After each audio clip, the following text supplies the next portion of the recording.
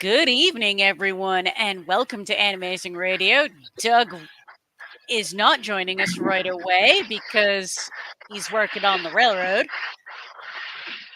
So you get me. I'm your host, Angela Rose, and I'm joined by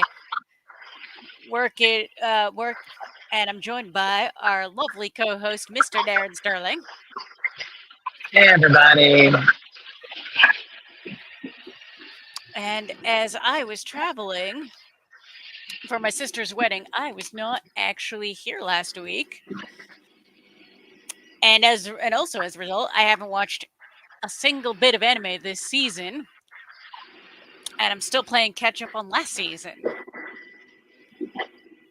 Meanwhile, I'm 8 deep with more to come. Good evening, Mario. Good evening, John. Good to see you both.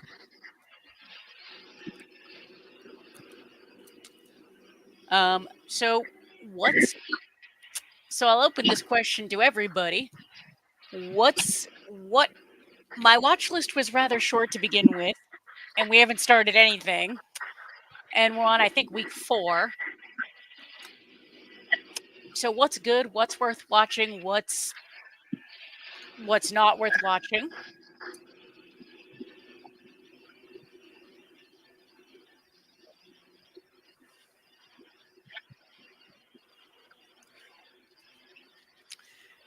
Do we have any big standouts thus far? All you hide your feelings in Russian.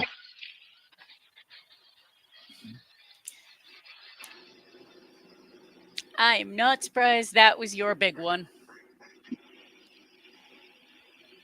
And Mario says the VTuber one.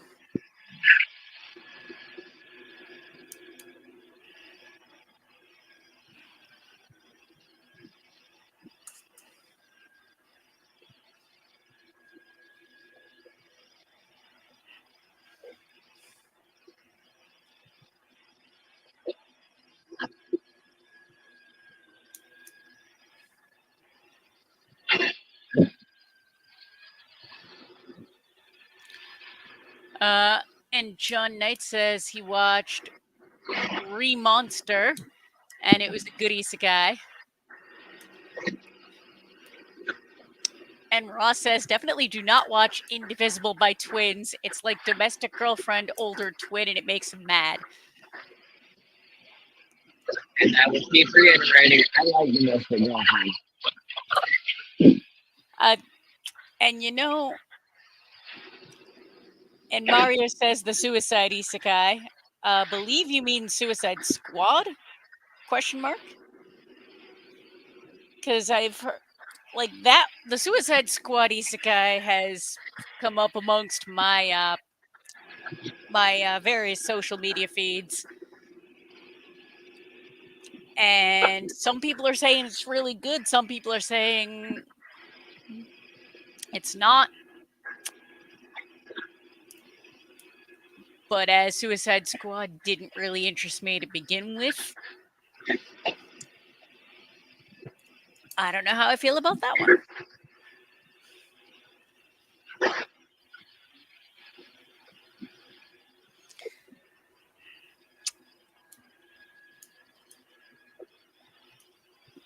I could see it being and to address Mario's commentary, I could see it being a fun time if you actually like the characters or know anything about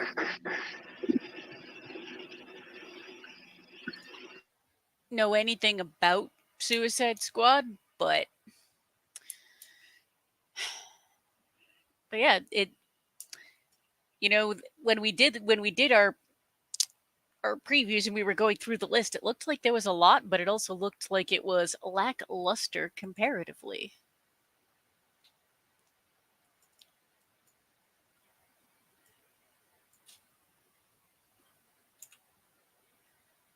Compared to past seasons where there was a standout or two that got way too much hype. Let's see. But But maybe I'm wrong. Maybe it's just the whole there's just way too much and I'm being picky. Uh and in unrelated in unrelated news, Ross is sharing that Power Rangers have sold the original White Ranger suit for a lot of money the other day. That Jason David Frank wore, and everything Power Rangers will be up for auction in September in Ohio. Uh, I'm Wow, that's actually really impressive. And for any Power Rangers fans listening, go check that out.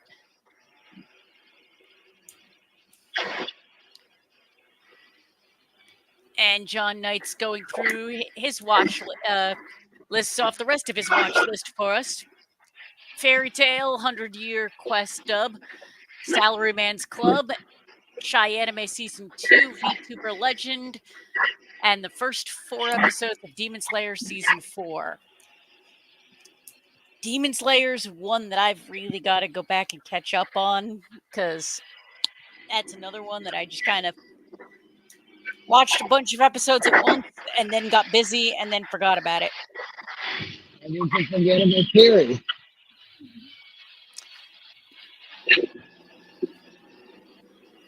Like anything, like Demon Slayer is one of the ones you guys give me a hard time about because it's quote overrated.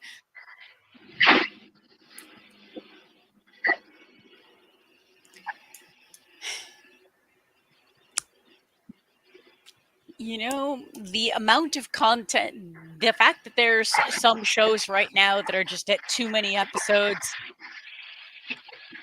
I will agree that's a barrier for some people. It's kind of why I haven't actually gone back and watched Bleach or One Piece.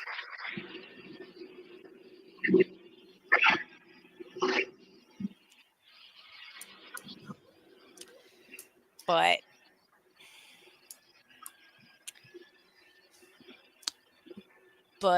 actually,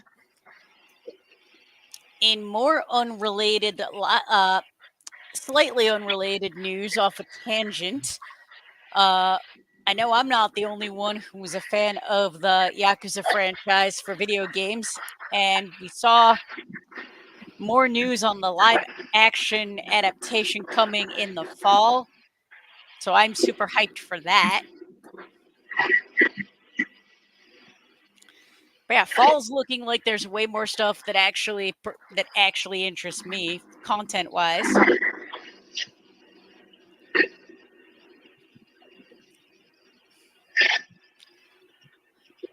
But summer's been a little bit lackluster with very little on the very little that's been actually like hyped up to the point of everyone is talking about it. Oh, and John Knight has put it out that Bartender got an English dub. Yay.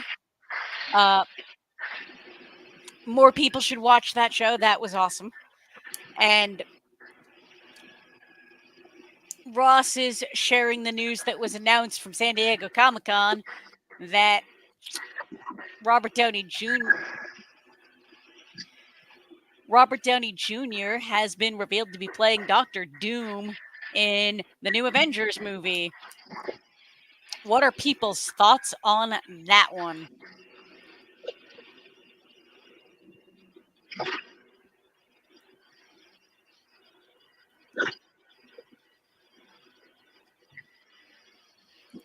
And then we've got somebody in the chat saying you got to watch the Ramen Cat anime.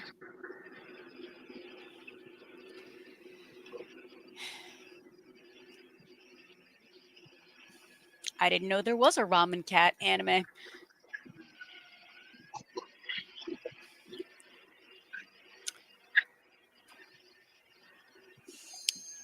But as far as Robert Downey Jr. being revealed to play Doctor Doom, my social media feeds have kind of been mixed on that. There seem to be some people who are actually quite upset, and other people are here for it. Well, you can't please everybody. I love him as an actor, so I'm all for seeing what he does with it.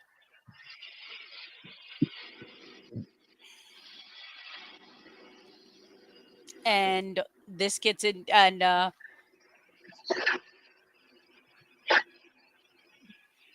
this is that whole they're doing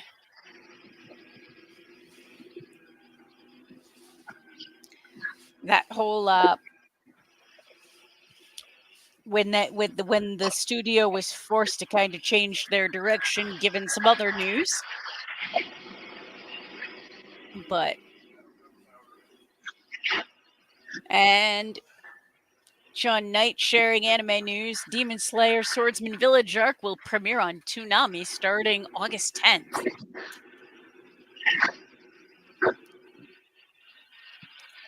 I'm going to be honest, it's been so long since I've actually had cable TV that I didn't know Toonami still existed.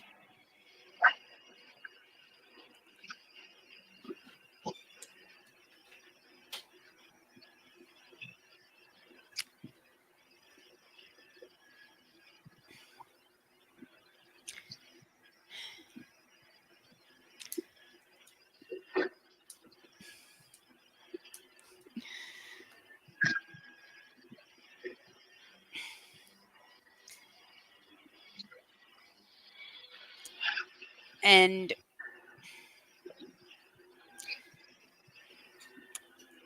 it looks like we're back to May releases for Marvel movies going forward. And lo and behold, we have a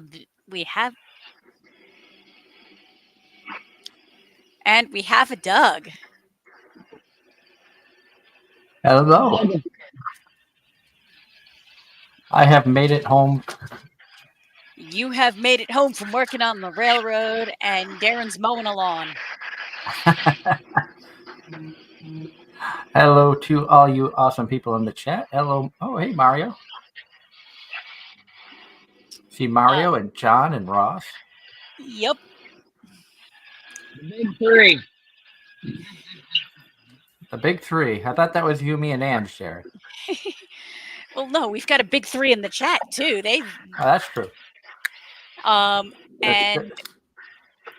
in anime announcements, a couple of cuckoos confirmed for season 2. I never finished season 1.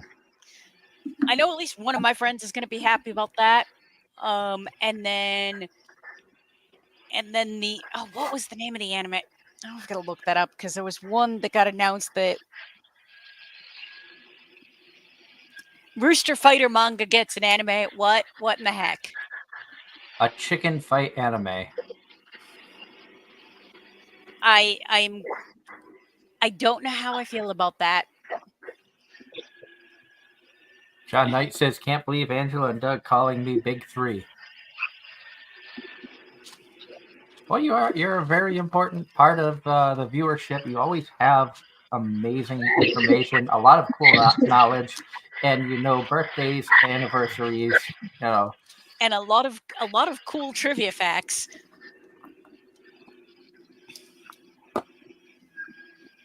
I will say, and I'm not sure how many people are watching this, but Angela, I know we don't agree on many shows, but I want you to watch just one episode of a specific show, just the first episode. I'm not going to say you're going to like it, but you're going to find content in it very funny, knowing your personality and your sense of humor at times. What show? The VTuber show. Just the first episode. I'm not asking you to watch the whole thing. I actually said that to my wife. She watched the first episode and enjoyed it and asked, when more is going to get dubbed. I'm gonna say this: if it's Call of the Night all over again, I'm gonna give you what I told you so. Like I said, I'm not going to say you're going to enjoy the show itself, but content in the first episode, I think you're going to find funny. All right, fair enough. as I told everybody, I haven't watched anything so far for summer. Like we just haven't had time with my sister's wedding and subsequently my trip to DC last week. And even before that, we were still playing catch up.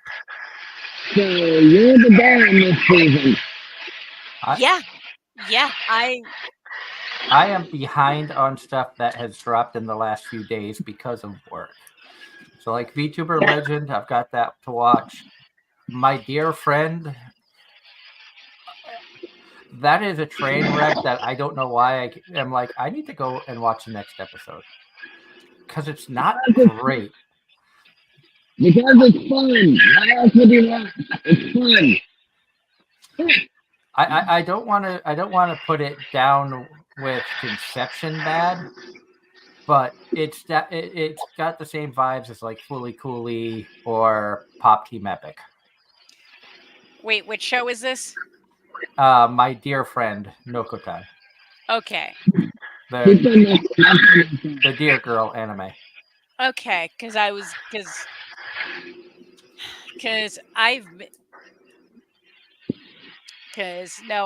been super busy.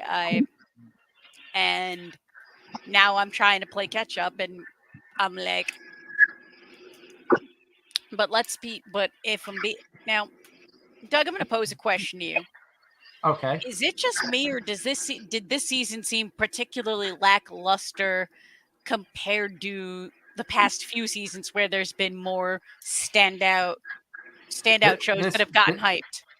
To use a term of somebody much younger than myself, this season is very mid for the animes that are out there. You don't have the Freerin, the bartender. You don't have the show that just stands out as a front runner for, oh my god, everybody needs to watch this. This season almost feels like a shonen filler season. You had a few seasons that were some really good stuff, and now you just have a season of filler. But there's not even any mediocre story. But now there's not even any really notable shonen except like ongoings, like My Hero, which is apparently finishing up next week, says Ross. Good riddance. I will say 2.5 Dimensional Seduction, which I know that Andrew said that because it's a high dive show, you're not able to really watch. I do think you would enjoy that. The cosplay side of things in that has gotten really, really interesting up to the most recent episode. I think they have 4 episodes dropped now. Yeah. Yeah, we went. Yeah, I think we're at the point of everything on our very short watch list is up to like episode 3 and 4. Now, remind me, were you watching Wand and Sword?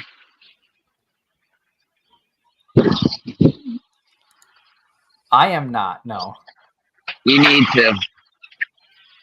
And didn't you say that was on your list, or am I confusing it with something else? That's what I'm checking because that Wisteria, Wand and Sword.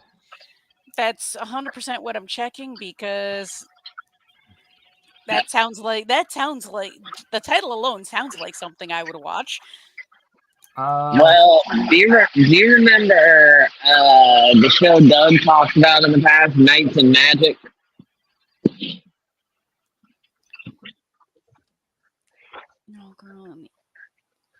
And the answer is no. The answer is no. That's not on my short list. Well, I would say at least check it out. It's better than what people give it credit for. It's kind of like it's kind of like a Mashal, but and kind of like a Black Clover, but it's got Knights and Magic aspects in it. It's been entertaining and one of the better rated shows this season. Yeah, I haven't. No, my short list. My short list is Atri, My Dear Moments,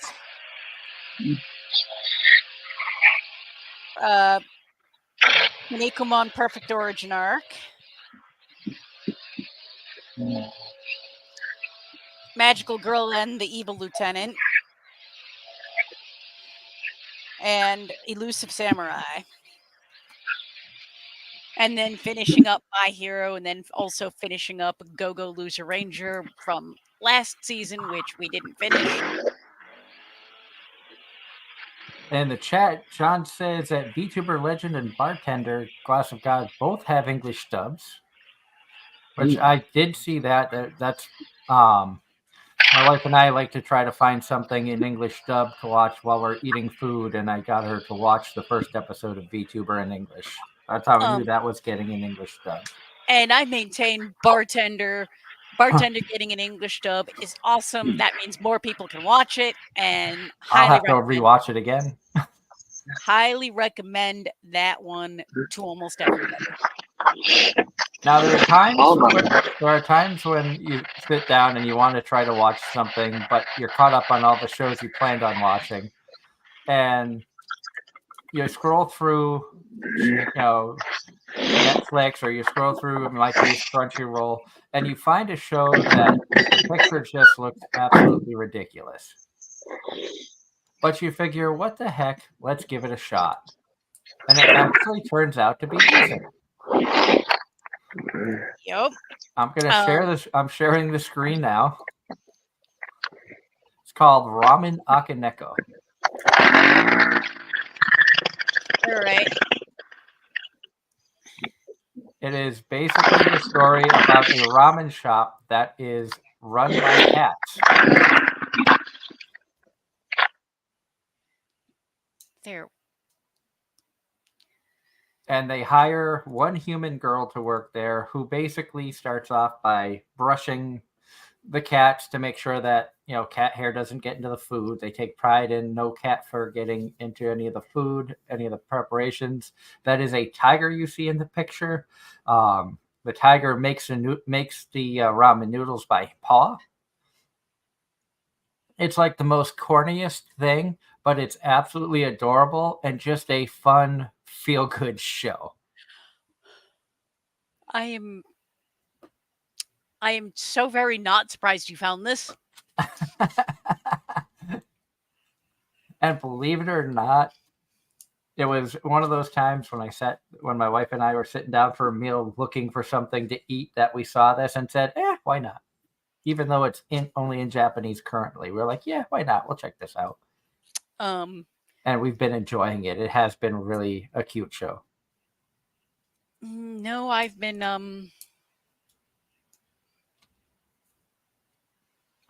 my watch list is like ridiculous. And apparently my hero is apparently I can actually catch up on My Hero at some point, because without getting further behind, because it's gonna be on a break because of the Olympics, which I'm also actually attempting to watch bits and pieces of here and there. Oh, that's right. It is the Olympics. I don't even know anything that's going on with that. I just know NASCAR's taken a 2-week break because of the Olympics. Because NBC scheduling is covering the Olympics instead of NASCAR. I will say the opening ceremonies the bit of the opening ceremonies I watched was actually impressive. I heard people talking crap about that because it was raining, and it just felt like it was dragging on, and all those athletes had to stand outside in the rain for hours upon hours. Yes, but most of them, having watched a few of them in recent years, that's pretty outside of the being outside in the rain. The majority of them do drag on and on and on, and usually it's waiting around in a building. To be fair, I thought the opening ceremonies were disturbing.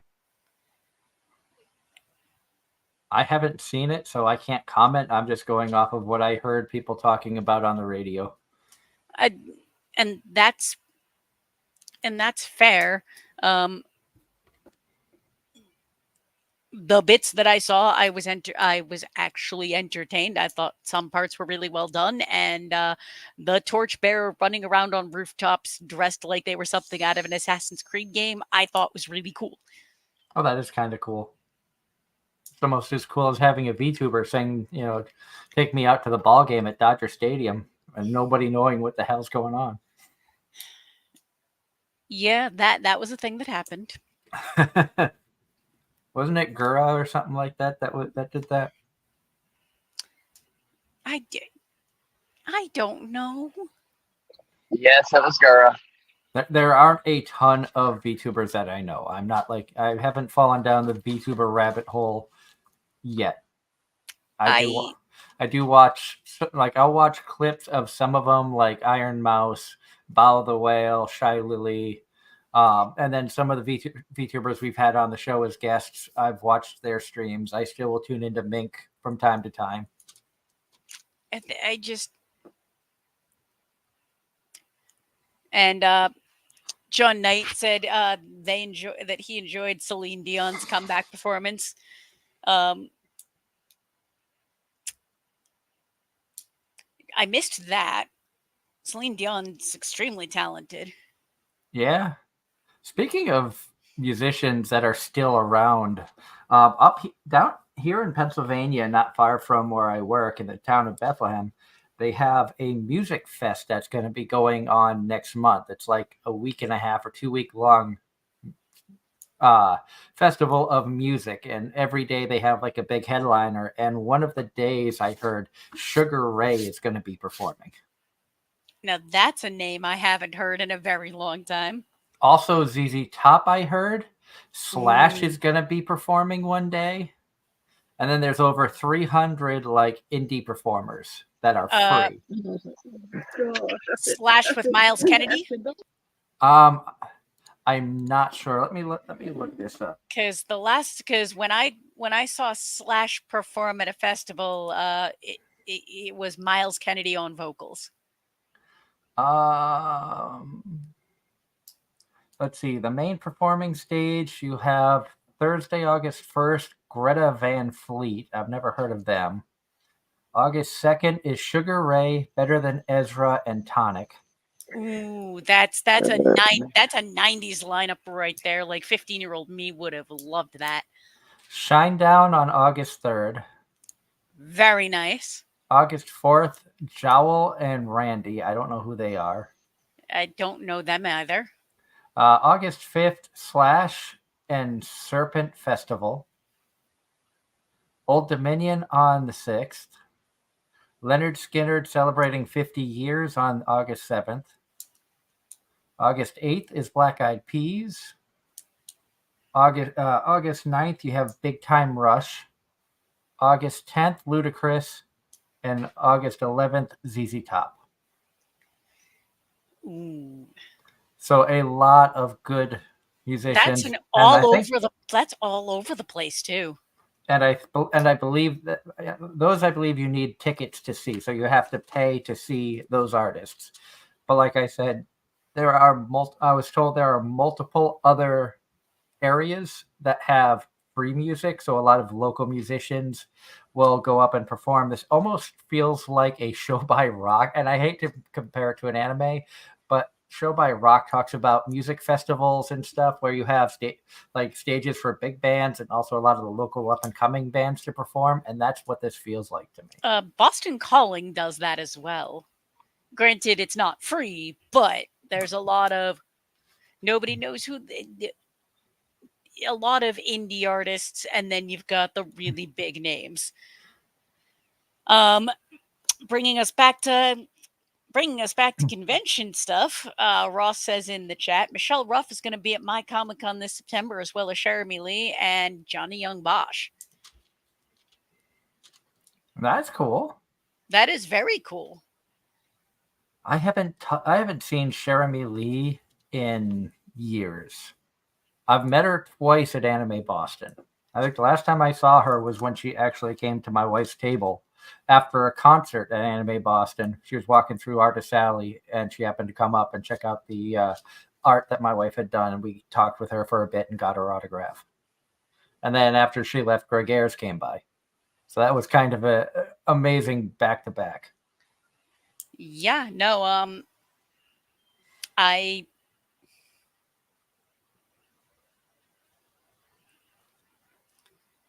No, that's really cool. I haven't been. I don't think I'm doing another anime convention this year.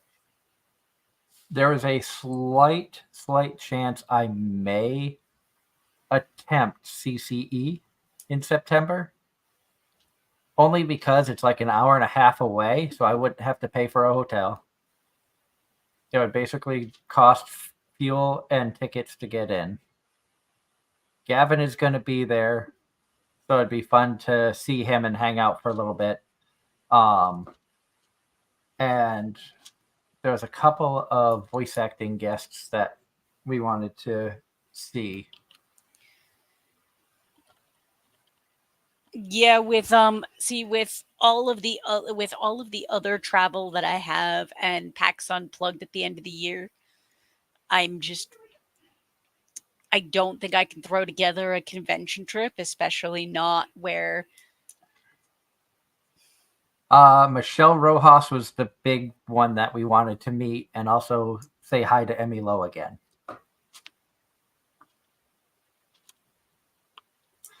So those were like the two big voice actors that I wanted to go visit at Colossal Con, if we can make it.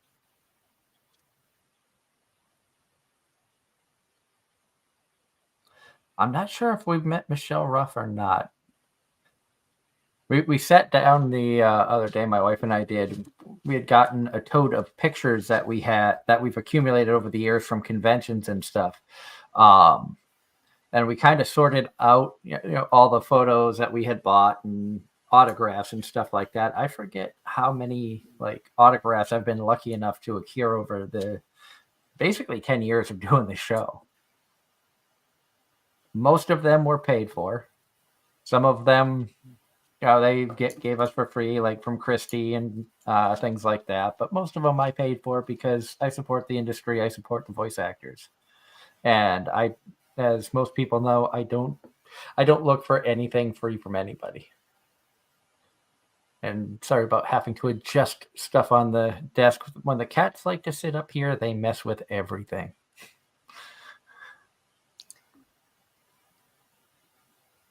But it's no surprise. The window's behind the monitor, so. Yep. And Ross says Deadpool has started playing. Actually, the engineer that I was on the train with asked me if I had seen the new Deadpool. He said it's absolutely hysterical. So I've heard. I've actively been trying to avoid spoilers because we're going on Friday. I have never seen a Deadpool movie. Don't know anything about Deadpool, and it has never interested me. Ryan Reynolds is fantastic, and also it's. And you have Connor behind you. Yes. Yes. I look up. I just see this big head on your TV screen. I'm like, that's Connor. It's bad I knew that from like the forehead. I think I've watched too much Trash Taste stuff. It's the rating pizza. Live stream. Yeah, it's a live stream with Connor and Ludwig, I think. Is it live now, or is it the video they did when they were rating the different pizzas? It's not live. It's okay. I did see one where Connor and Ludwig were rating different pizzas. I think that might actually be that. They put Domino's in S tier. What the hell? Wait. Mario, yes, Mario. I will agree with that. Too much Trash Taste. They have Costco in S tier. What in the hell? No. No, that's also going off of California, which is different than East Coast. So I stand by, but I've never had Costco pizza, so I don't know. I stand by just no. I mean, and Darren can confirm, getting Bojangles here in Pennsylvania is a lot different than getting Bojangles down in North Carolina. Bojangles here is good. Bojangles down there is delicious. Yeah, Ken can. I I've never been to a Bojangles. At some point, we'll have to remedy this. Some point we'll have to just take a trip down to North Carolina to kidnap Darren and bring him to a convention. And before we go, he can treat us to breakfast. However, what we would need to, yes, I did hear about that, Ross. 7-Eleven, I forget the parent company is, but it's the 7-Eleven. They're bringing the Japanese 7-Elevens to parts of the U.S., and Boston is one of the cities that's getting them, it looks like. Oh, sweet. And I am super excited for this. Five Below has some Japanese snacks, but not a huge selection. Just like Pocky and some of the other stuff that you can kind of find out. I think living right near the college areas, I'm spoiled because I have Asian food marts that sell a lot of the Japanese goodies. And we don't get any care packages? What the hell, right, Darren? Just kidding. You weren't here last week, so we got to give you the flack that we couldn't give you last week. Okay. You know what?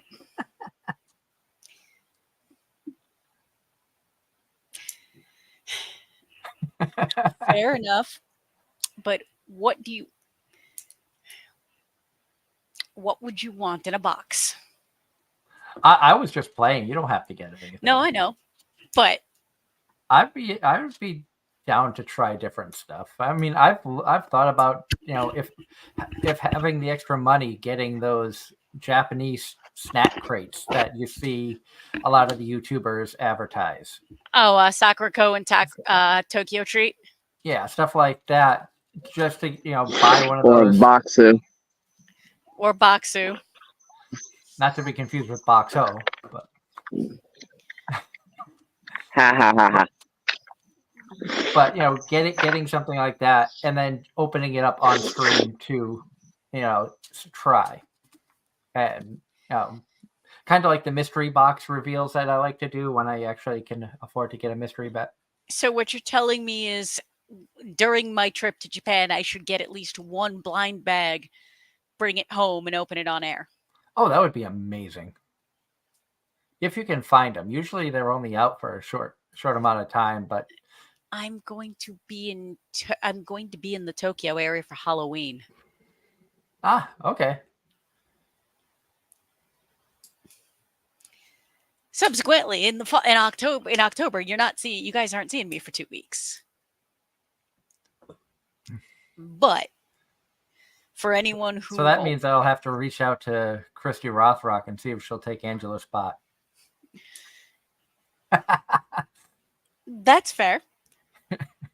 But no, I will also post pictures of my travels to the social medias, so you guys can actually follow, so that y'all can follow along and enjoy Angela's Japanese trip with her.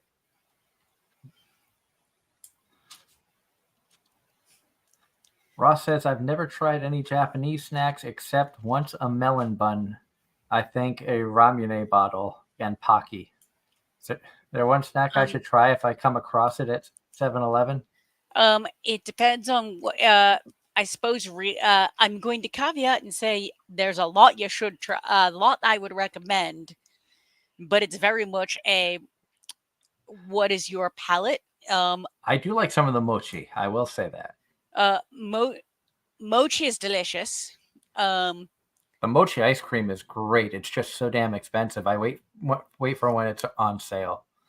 And hello, Henry. So glad you could pop in and say hi. As if you like fruit flavored candies, I highly recommend Haichu.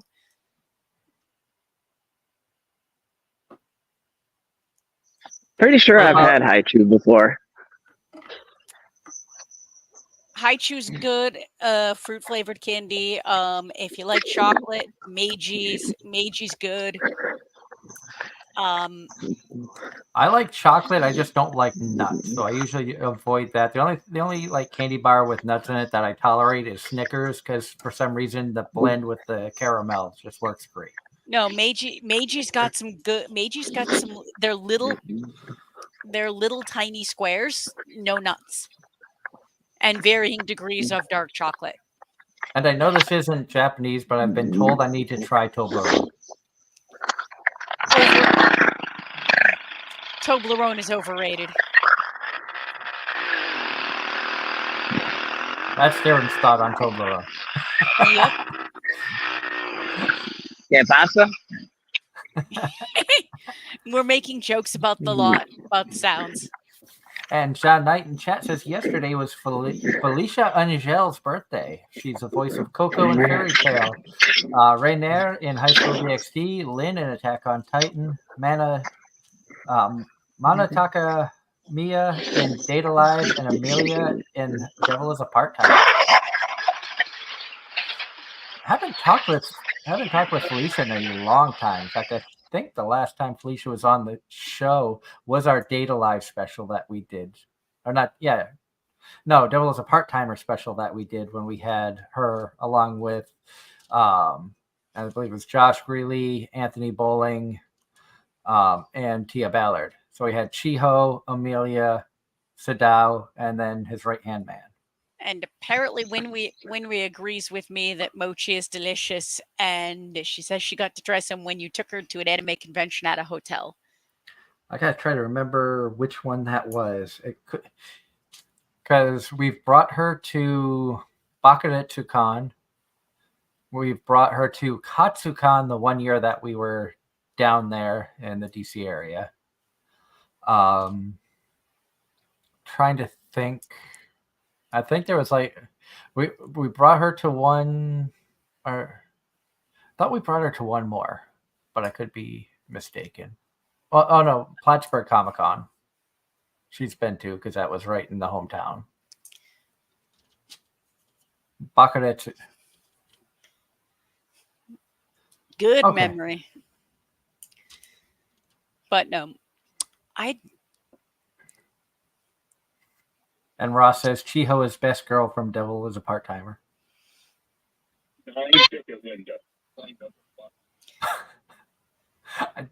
I don't know what was being said there, Darren, when he unmuted and we just heard hold on. And according to John Knight in the chat, today is National Milk Chocolate Day. And we lost Darren. I think Darren's finishing up at his work and will be joining us again momentarily. Or his connection died again. Welcome. No, it's called I was going from my Galaxy Buds to my truck and it didn't want to switch. So I'm like, well, let me try refreshing the page so it forces a switch. Yep.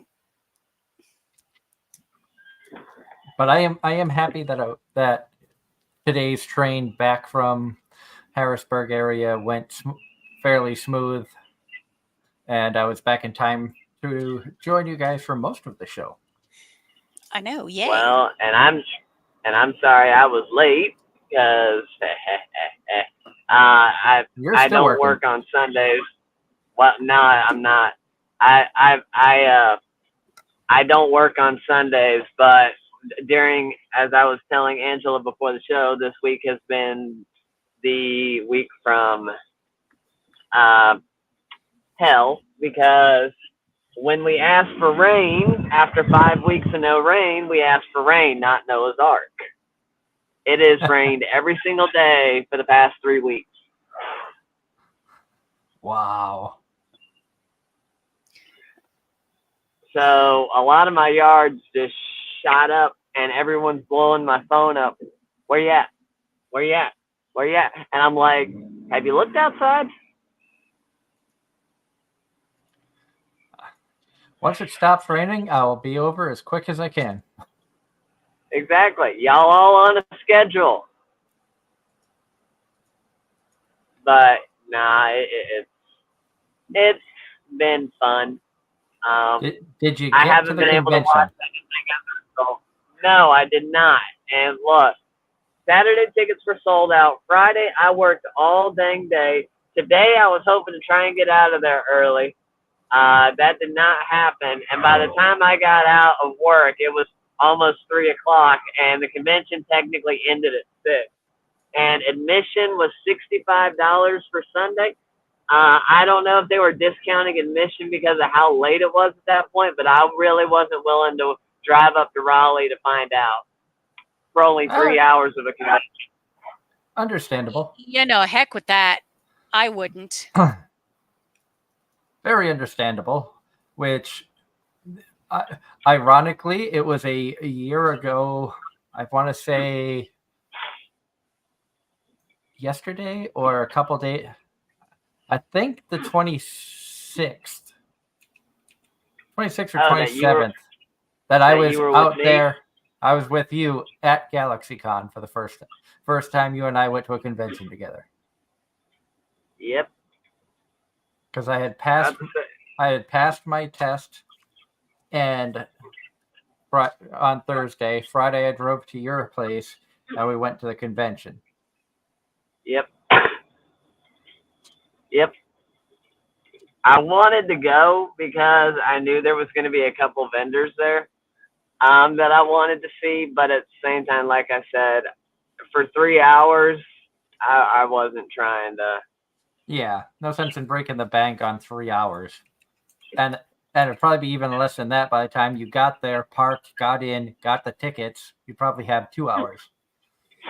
Yep, which would have been 2 hours to walk around the dealer hall. I could have gone, if I'm not mistaken, the vendor that I helped break down was, I think they said they were working GalaxyCon. I don't remember. If nothing else, I could have went and helped them, but. All right, Doug. Purple. Always a good answer, but no. I have a potentially bad idea. Okay, I'm all for bad ideas. Darren, what's the likelihood you would be able to get an actual full weekend off in January? Fairly decent, considering, I mean, you don't forget, Bojangles is kind of my part-time job now. My hours have taken a dip. Now that, ever since I went on vacation and the other managers started stepping up to cover my shoes, I've just been kind of fading to the wind at this point. So I've gone from 40 hours a week down to like 30, which is fine by me. Because I'm looking at the idea being we either co-opt you and do a convention in your neck of the woods, or we meet in the middle and we kidnap Doug and bring Doug to a convention in Pennsylvania. Let's see. The only convention we have in January, if they decide to hold it again this year, would be Anime-Zing, which was basically GalaxyCon, just the winter version. And it's and their website has tickets on sale January 3 through 5. What's the name of the con? Animate Raleigh. So it's the one I went to earlier this year. Now,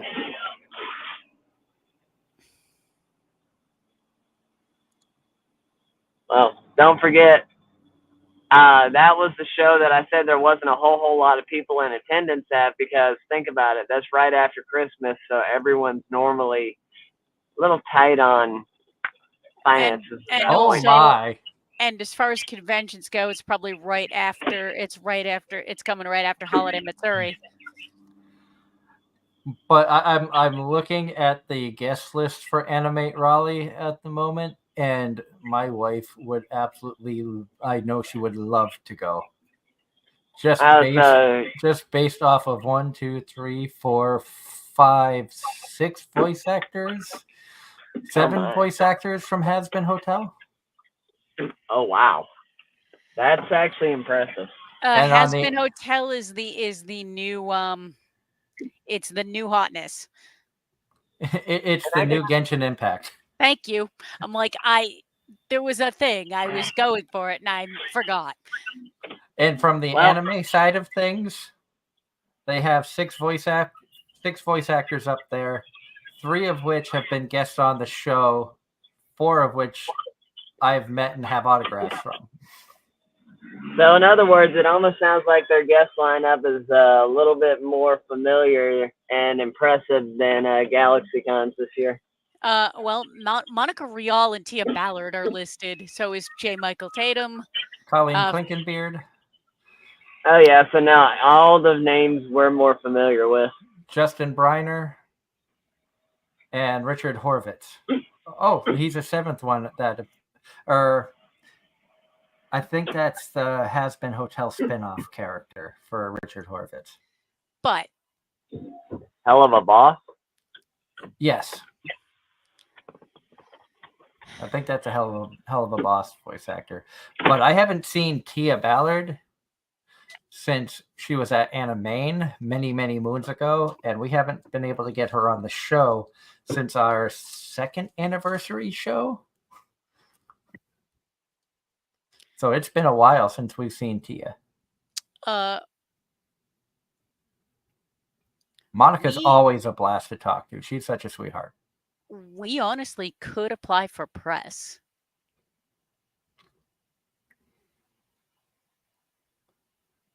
The press application deadline is December 20th. Why not? I mean, with proper planning, could try to make that work. Keywords, proper planning. Yes, unlike last year. That's why I'm suggesting this now in front of an audience.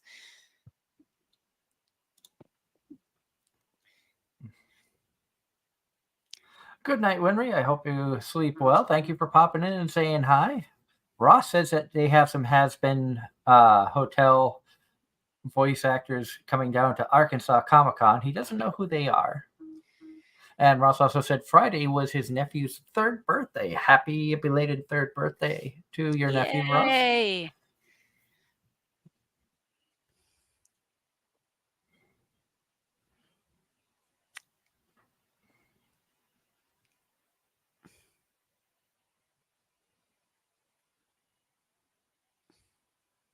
And Darren is switching over to his main thing. Which means I am home. Yay! And not actually dead. Yeah, because I took my nap earlier. Instead of going to the convention, I ended up taking a nap.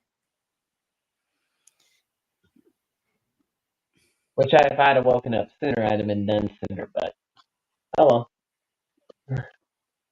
Sometimes sleep is a good thing.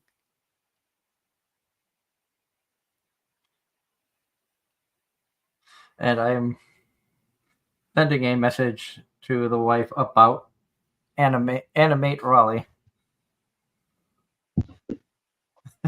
see if that might be something she would be interested in, especially if we could get press. Also depends on how many press passes we could get. If we could get 4, that would be amazing. But sometimes they are limited on how many press badges they are willing to hand out.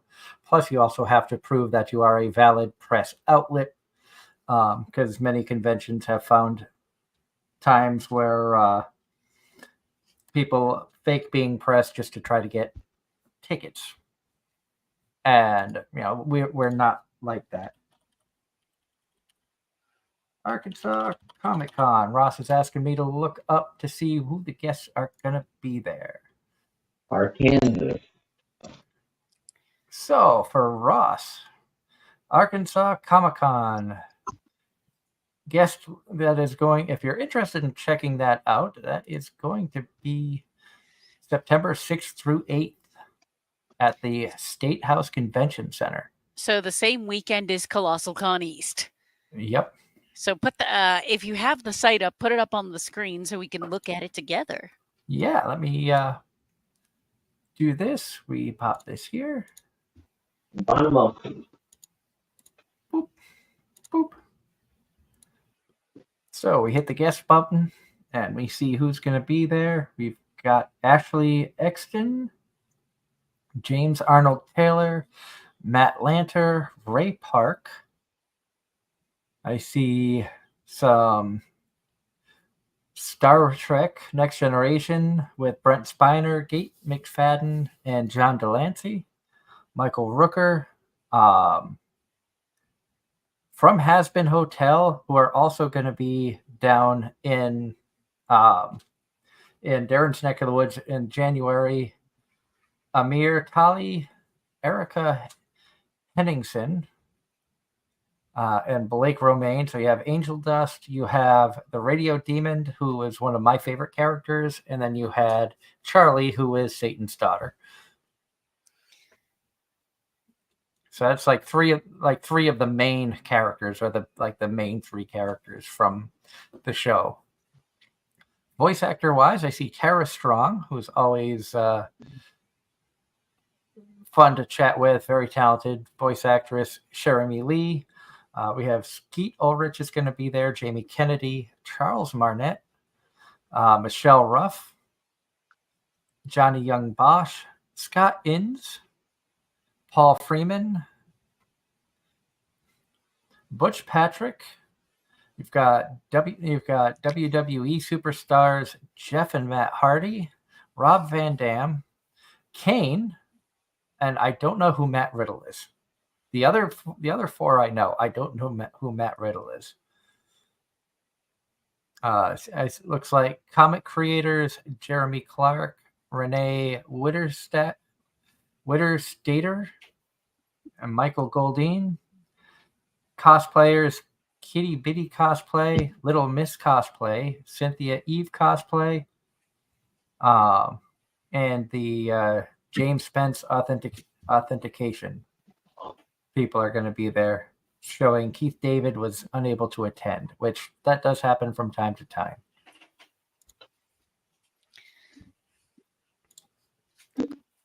And that actually is an impressive lineup. That is. I've got some good guests there. I'm not going to lie. I kind of like Animate Raleigh's lineup a little bit better. But, and I will throw that up on the screen too, so you can compare who Animate's going to have.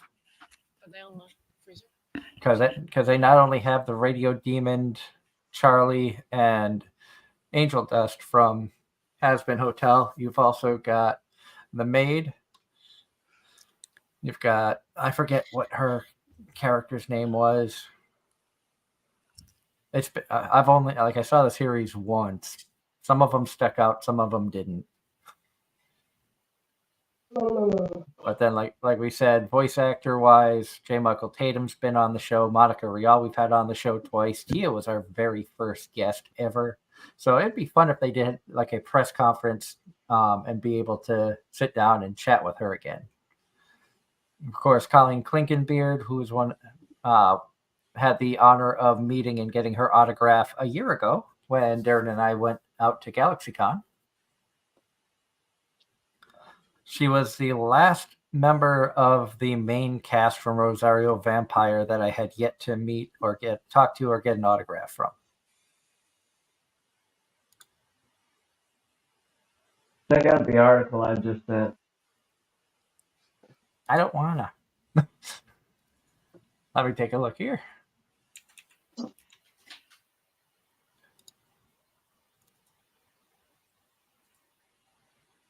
About 45,000 expected at GalaxyCon in downtown Raleigh this weekend.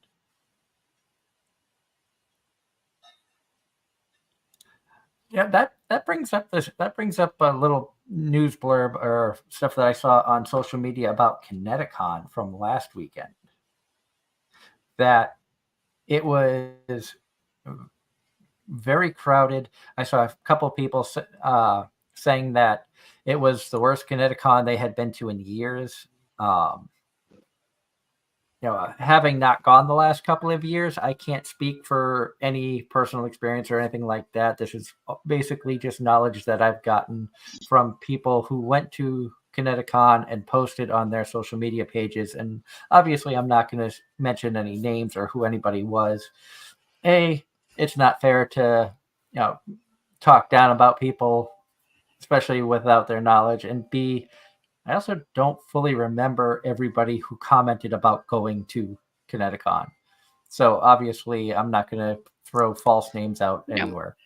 All I'm going to say is All I'm gonna say is I had a bad experience a very long time ago. I haven't been back since, and until a couple Kineticon, and until a couple of very specific people on the staff are no longer a part of staff, and I'm not going to name names because this is actually some relatively personal drama amongst my group. No, no, I'm Tell not going to Roberto name. to behave. No, I'm not going to name. I'm not going to name names, but until a couple of very specific people are gone from staff, I refuse to go back there. I did hear from. Now I do know. I do have a couple of acquaintances that went and actually enjoyed themselves. Same here. But I've seen good, and I've seen some people say that it was one of the worst Kineticons that they had been to in years, and but they're questioning if they want to go back next year. Part of their complaints though had nothing to do with the con. It had to do with con traffic and lack of parking, which you get that at any event. but Also, this was that's the highest attendance Kineticon since COVID. and though but those are things, while technically not necessarily the convention's fault, something the convention should have been aware of. They did bring up that they had run-ins with some very rude staffers, and that um, due to the heat of due to the high temperatures that weekend and having to be in long lines waiting outside to get in the building, um, didn't help. So I mean, I mean part of part of why I won't go back is because of rude staff. which we've talked about this, beating a dead Many horse. times over. I mean, The there's staff makes or breaks a con.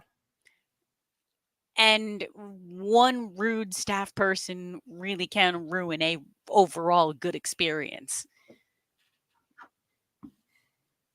Case in point, we've been to conventions that are small conventions, like Rail City Fan Fest, where the staff is amazing. I felt bad that we didn't go this year because I didn't have the time to take to go.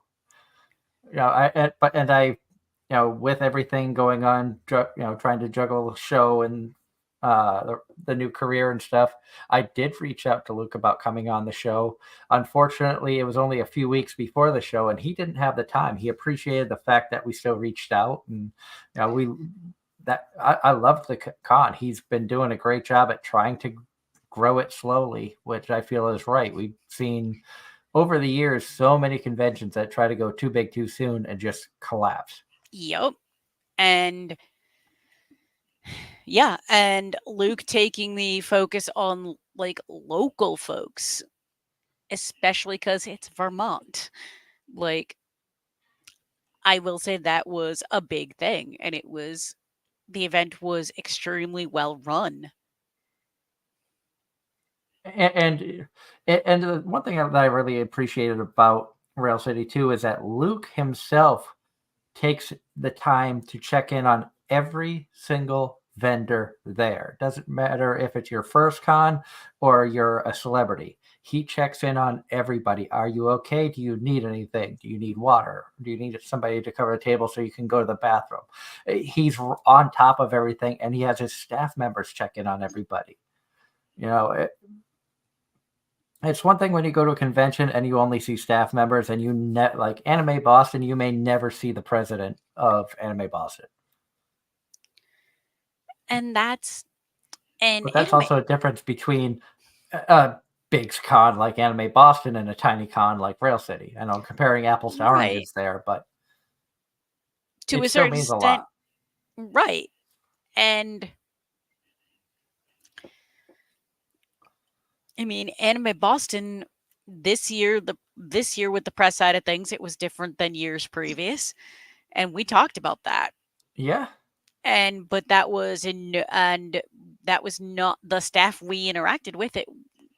The staff we interacted with, they were most amazing. of that was positive, aside from some confusion, but most of which got sorted out. There was a little bit of confusion this year, but you had some new staff members and new places, which that's going Right. to happen. Also, it was different because years past you had a lot of the English voice actors doing press panels, where this year it was very Japanese guest heavy focused for press. Which I really enjoyed, but I also know some other press that didn't. I enjoyed it too, because it was the first time that we've ever sat down and had like interviews with Japanese guests. I'm still like in shock. There are times I sit back and think, I'm like, oh my god, we actually had Lady Beard on the show. I know, right? That was huge. And in 2022, the first time that I saw Lady Beard, and I want to say it was an Aki Dearest YouTube video where her and Joey went and she wanted to learn how to become a wrestler just for content. And Lady Beard was on there. And then from there, he appeared on Trash Taste. Right then and there was like, I would love to have this guy on the show. Not thinking it would ever happen, because I probably don't know if I will ever get to Japan. I have to get a lot of ducks in rows before I can even think about traveling outside of the country. But the fact that we were able to meet him at Anime Get your Boston. passport. Oh, it's more than that. I need to make sure finances are better. I know. But I also know you don't have a passport. Yeah. So I'm giving you a hard time about that. That's fine. To be fair.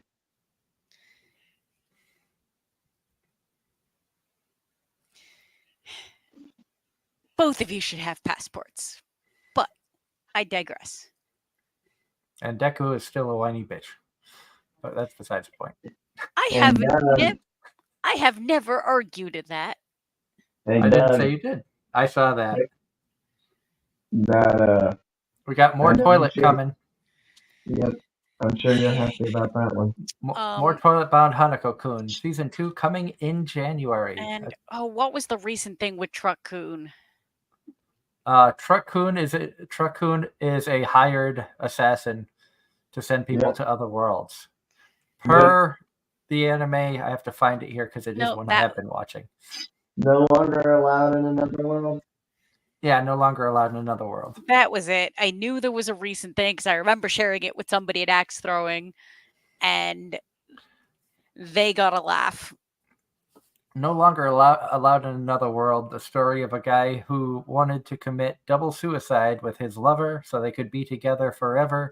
They tied a red string, the red string of fate, around their arms, and they were going to jump in the river together and die when they were struck and killed by Truck-kun. The main character wakes up in a church, and the goddess there that he sees, asks, well, didn't you see the truck we sent for you? Showing that Truck-kun was actually hired to bring this guy to that world, where all he wants to do is just die. That's the whole premise of the show. He wants to die. The goddess ends up giving up her position to follow him along.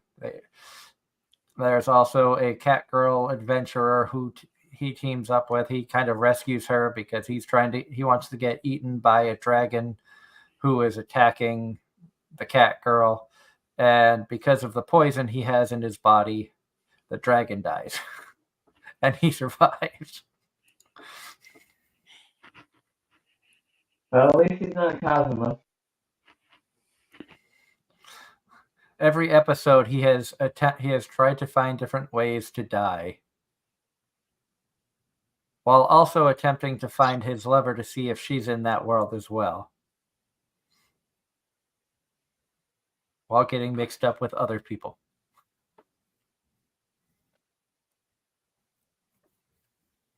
I will say that my wife and I have sat down and started rewatching an older anime. We started watching it many, many moons ago. But at that point in time in our lives, we were in the process of moving. I think it was like 4 times in 3 months, so we ended up having to drop it. But we are sitting down and giving Assassination Classroom another watch. Yay. Much deserved. I was enjoying it back then, but because of changing living situations so many times in a short amount of time, a lot of animes that we were trying to watch, we ended up having to drop. So we are going back to revisit that one, which I think we're on like episode 4 or 5. Karma just got brought in, so we're still very. That's one of the ones that we've been watching when sitting down for meals together.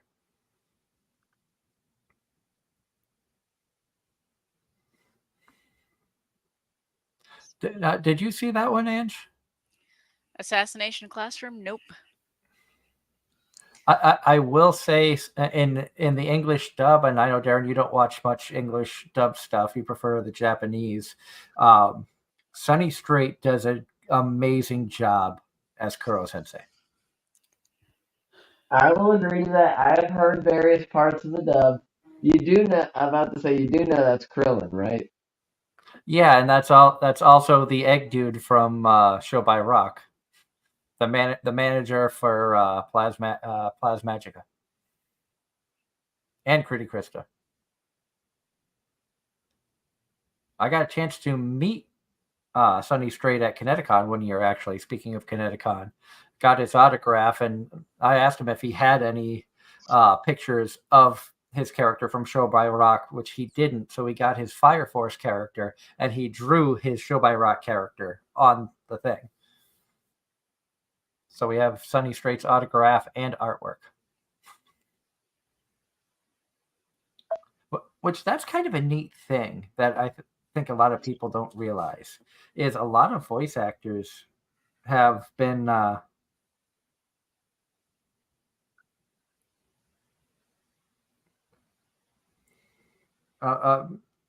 lot of voice actors I've noticed have been doing artwork. I know Tia Ballard has art. Sarah Wiedenheft does art. Kristen McGuire is an artist as well. So it's kind of neat to go to some of these conventions, and when you get the autograph cards from the voice actors, a lot of them are now drawing their own characters. So you're not just getting a character they worked on, but you're getting their actual art from that character.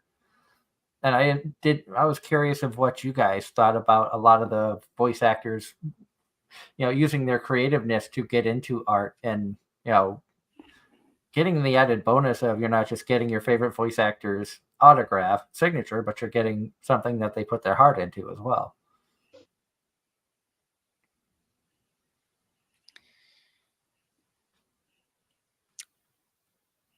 Honestly, conceptually, really awesome. And I find it kind of neat that they do that, and I know that a lot of voice actors, when you go to conventions, and not singling anybody out, I'll just throw a name out there. Say like an Aaron Dismuke or J. Michael Tatum or something. A lot of times they'll commission artists to draw their characters for them. So when you go to the table and you're buying their autograph, the art that's there is the artwork that somebody else did and were commissioned, and many times commissioned fairly or paid pretty well for the rights to sell this person's work. And but knowing, like, we met Sarah Wiedenheft, the voice of Toru from Dragon Maid, at Bakuretsu-Con one year, and when I got her autograph, she was telling us that she drew a lot of the pictures that were on her table, and that made me want her autograph more because we were getting. It's kind of like the Kristen McGuire art book that I bought with you, Darren. I bought the art book because it was Kristen McGuire's art of the character she voiced. At some point, I'll get I'll get it autographed. I didn't have the money last year, but at some point, we'll see Kristen again and be able to get that signed.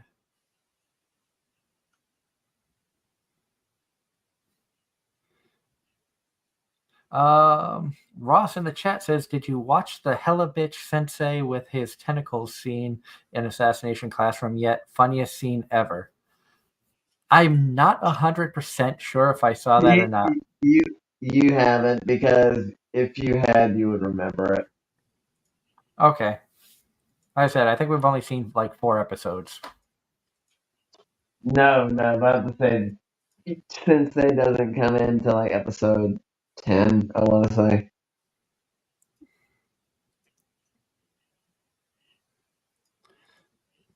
But anime wise though, like you were saying, Angela, this season it doesn't feel like there's many winners. I don't like if we were gonna try to, I don't know if the 3 of us combined could make a top 10 list of the best anime of this season based off of what we're watching.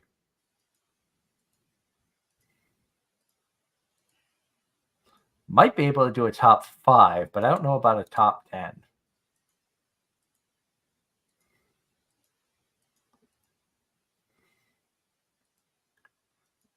But I will say that 2.5 Dimensional Seduction, Darren, that you said that we needed to watch, that's actually been very entertaining. I've been enjoying that. The Elf anime, I watched like 2 episodes of, and no. I forgot about it. I need to. I would almost say, for me, I'm not going to waste my time watching the rest of it.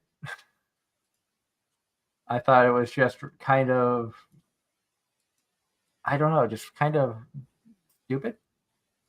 But that's just my take on it. I think instead of watching that, I would rather go and watch the vending machine anime again. Yeah. I would almost consider rewatching Conception over watching more of that fat elf anime. Oh, No. Ross. I want your commentary on this one.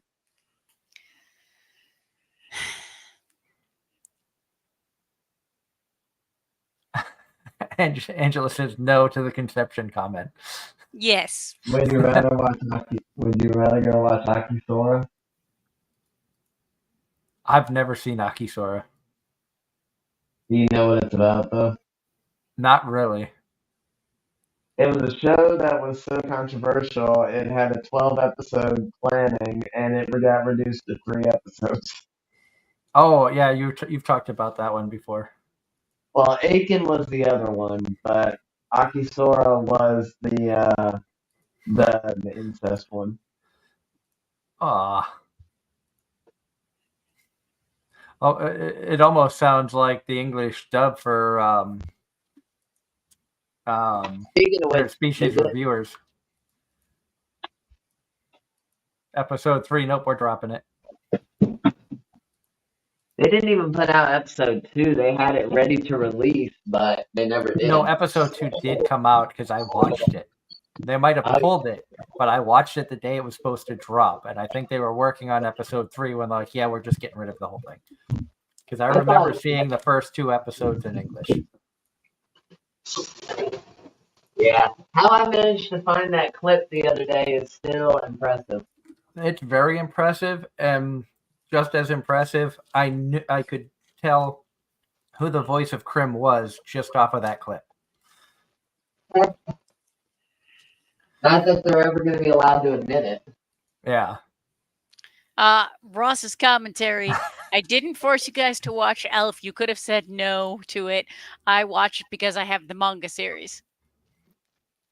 Which is fair. And Ross, I'm not blaming you for sitting down and watching it. It was something that was brought up, and I was like, I will attempt this. I watched 2 episodes. It's a 10-minute anime. Yeah, I think I watched like 2 or 3 episodes, which is my average. I try to watch 3, and it was just no. Not for you. And not for me. And that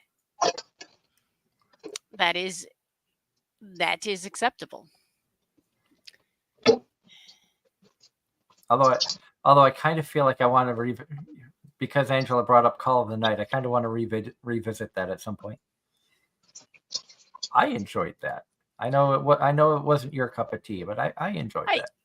the things you said were good. I will give credit where due. The show itself, I just got I could not enjoy the show, but when you break down the individual things, there were parts of it that were really well done. Which is true, and I remember saying that you would enjoy the artwork and the music. And you did. So I wasn't wrong in those aspects. No, just what it comes down to is the things I didn't like were the typical things that are deal breakers for me as a general rule. And John Knight in the chat says, speaking of Call of the Night dub is on his radar.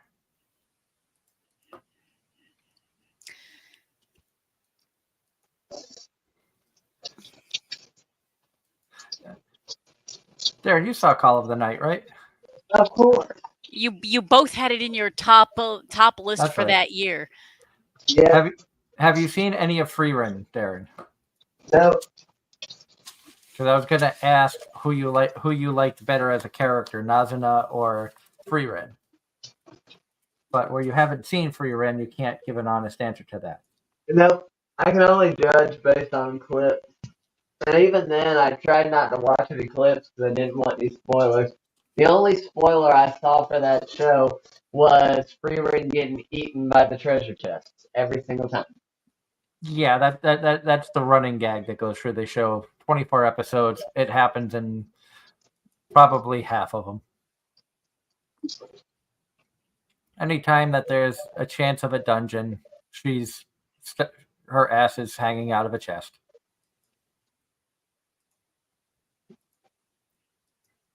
Well, which is why it's become such a comedy thing at cons to see freerun cosplayers stuck in makeshift mimics. I feel like there was a Yu-Gi-Oh card based off of that. Would not surprise me. I mean, and I'm talking like the original Yu-Gi-Oh series.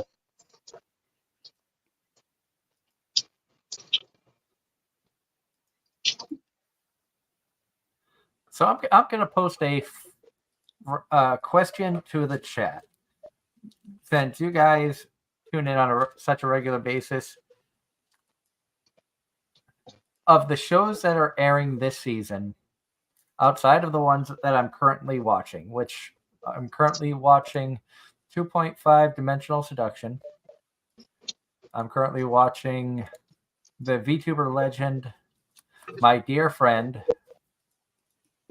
the Ramen Cat anime, and the Not Welcome in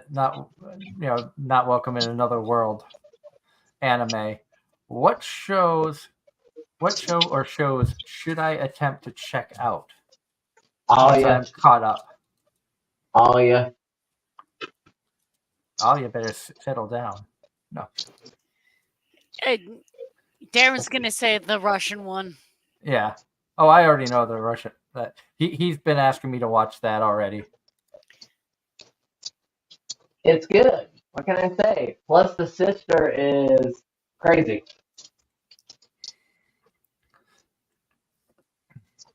And Ross says the one he's hoping that I would watch because I'm isekai trash is the anime airing now, which is Why Doesn't Anybody Remember Me in This World? I don't know, probably because you were Deku. And nobody likes Deku. Deku does get better. I mean, still nowhere near as good as other characters, but he does get better. I actually heard other people talking, and they said the question was brought up of which side character of a show would make the show better if they were the main character. And Bakugo from My Hero was brought up saying that the story would be 10 times better if you followed his story instead of Deku's. They also said Todoroki. And then they joked thing Himmel from Freerid if you followed Himmel instead of Freerid.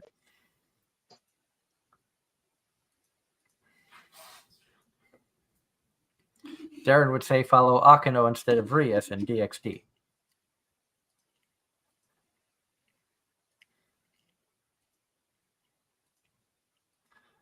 Who do you think would make a series better if you followed their story as opposed to the main character? Because you watch different stuff than I normally do, Ange.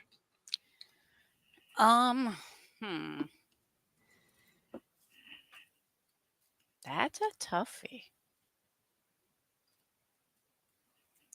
You know what? I hesitate to even bring my thoughts on this show as a whole aside. I would argue Attack on Titan largely from Mikasa's story. Or Armin's for that matter. Because while you get pieces of their story, it's not through their point of view. Or hell, pretty much anybody but Eren. What about a show like Full Metal Alchemist that's been so, it's so popular? Do you think there's anybody in there that would have made it better if you followed their story instead?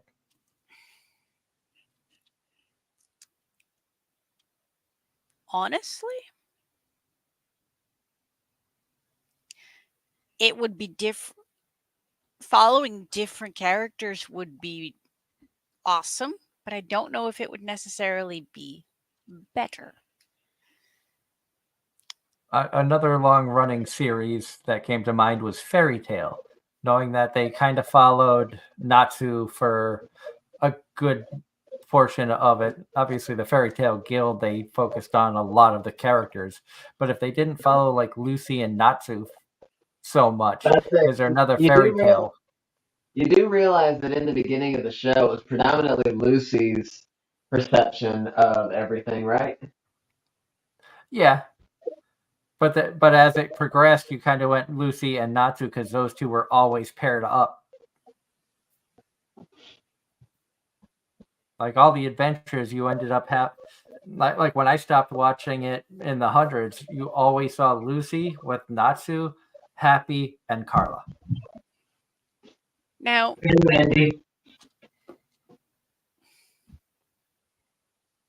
But remember, Wendy was with Carla. Blue was with Happy hey, was with Darren, I got one for you. Oh Lord. What if we took the Alice arc from Sword Art, but tell the entire thing from Alice's point of view?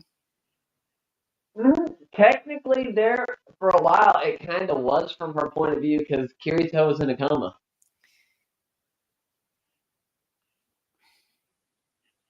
And from what I hear, that was the best part of the show, was Kirito not there. It was. Now, granted, when he came back, it was epic, but still. Alice was the best arc. Alice was the best arc from Sword Art. I say this. And the best girl. I say this, and I enjoyed most of the show. I think when it comes to Sword Art, just about every single fan agrees that there was that one section that shouldn't have been part of the show. Alfheim was shit. The love arc in season 1 was shit. No, that wasn't shit. That was just mid. It was mediocre, exactly. It was enough to make me be like, I don't want to watch this. No, it felt like they were forcing the love arc for the sake of adding romance. That doesn't mean it was shit. It just means they didn't do it right. It got better. How about Bofuri? Not from Maple's standpoint, but her friends. Sally's. Ooh. Because think about it. Sally got Maple to play the game. even though Sally couldn't start for another week due to school.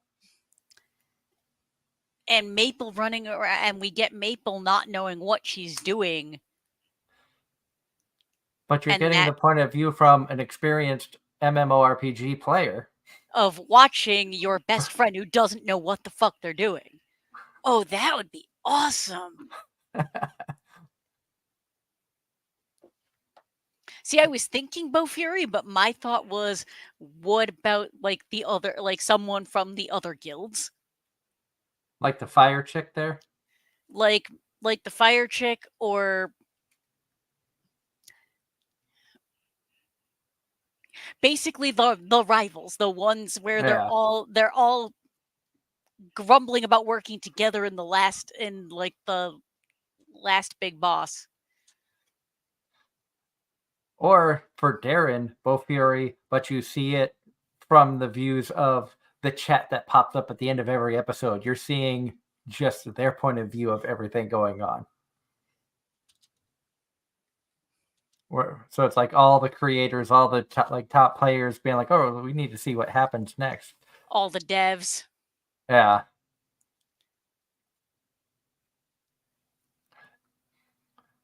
John Knight in the chat says that he enjoyed all seasons of the SAO dub, and Bo Fury is on his radar. Bo Fury's fantastic. I definitely say Bo Fury is fantastic. 100% agree.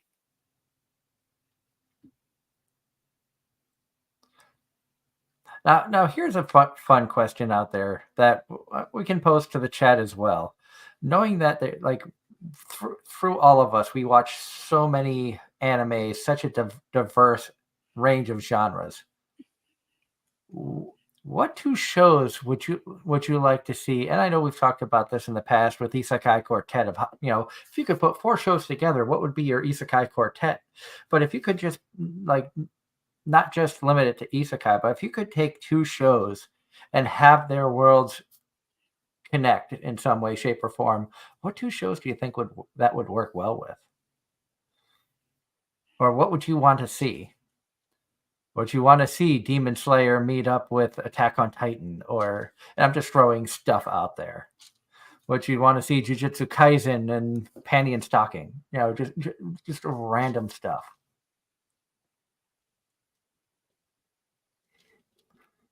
Which, not gonna lie, Panty and Stocking and JoJo would make me probably want to watch JoJo.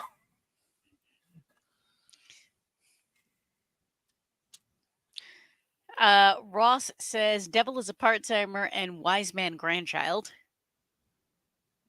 That would be an interesting combination.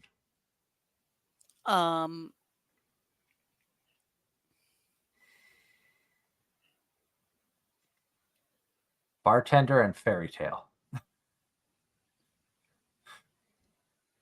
Could you imagine the chaos? I've never actually seen Fairy Tale.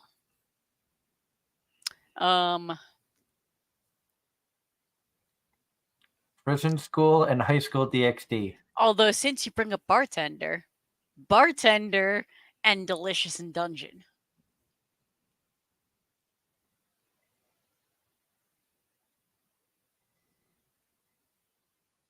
I mean, I could see something like RPG Real Estate and The Dragon Goes House Hunting. And yes, Ross, I threw RPG Real Estate out there for you. Fairy Tale. Ross says Taisho Otome Fairy Tale, which I have no idea, and My Happy Marriage, which I absolutely loved. What about My Happy Marriage and Sign of Affection? Now, I haven't seen either, so I don't know if that would be good. But it also doesn't have to make sense. No, and they're both romances to a point. Sign of Affection is another one I highly recommend. It's a really just well done, feel good, romantic slice of life.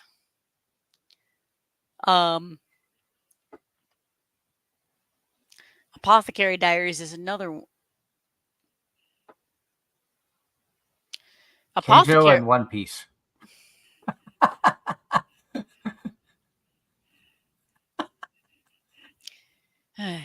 Or Keijo, even better, Keijo and Naruto. Watch Bulma up on one of those floating platforms trying to knock people off using her boobs and butt. I mean, Keijo, just throw Mashal in there.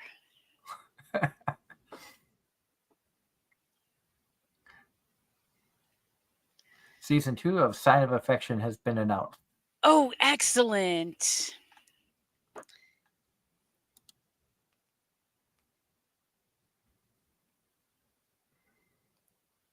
Thank you for letting us know that, Ross.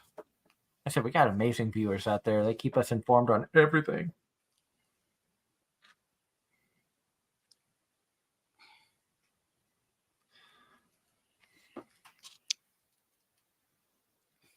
Oh, Ross says just kidding, but we want it, right? No.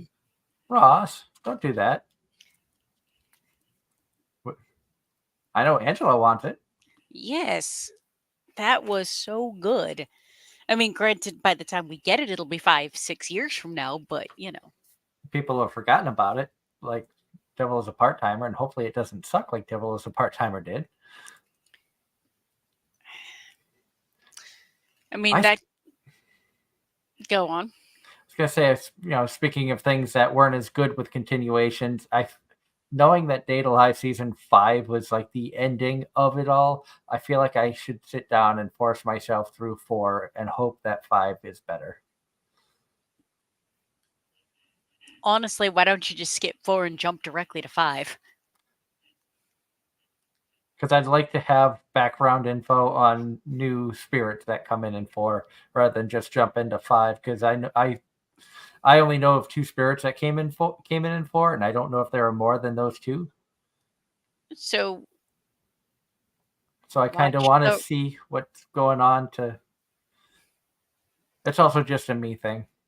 That's fair. There's probably something akin to a Wikipedia that you can watch or look up where somebody did exactly that. And Ross in the chat, did we hear about what happened to the Apothecary Diaries manga artist? Yes. I did not. I don't think I did. I might have, but I don't know. Pulling that up because I was actually looking at this earlier before show. Well, she's looking that up. John Knight in the chat says, today is Peter Cullen's 83rd birthday, the voice of the narrator in Toonami and Optimus Prime in Transformers. So big happy birthday to Peter Cullen. The Fukuoka District Court handed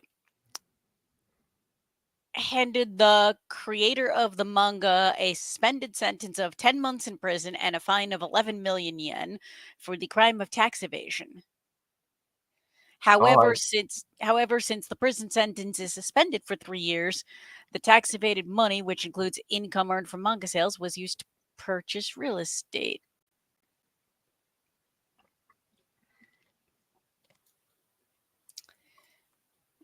Interesting.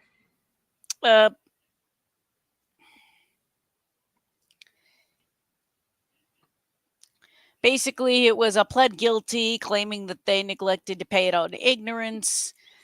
They paid the taxes and fees in full in 2022 as a result of not declaring the income after receiving instructions from the tax office.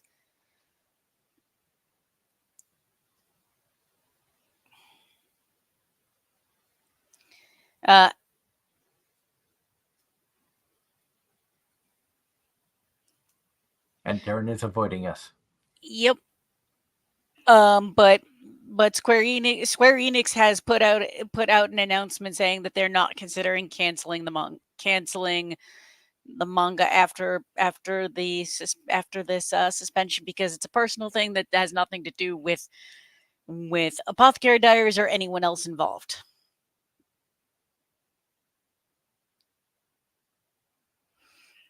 Well, welcome back, Darren. I see you have rejoined. Yeah, sorry about that. One of my contractor friends gave me a call. Oh, no worries. Gotcha. No worries. And I don't know if you'd heard the question that I proposed to the chat and to you guys, but what two animes would you like to see have a collaboration? Now, I know in the past we've done like Isekai Quartet using 4 isekais together, but this is all genres, any two shows. What two shows would you like to see? If they had, a special season where the two worlds happen to collide. I don't know. Now, Doug, going back to that, what's your thoughts on a collab, Bo Fury and Sword Art? That could be interesting, but also I don't think you watch this one, but there was an anime called Recovery of an MMO Junkie. Yep, I did. Bo Fury and that I think would be a better collab.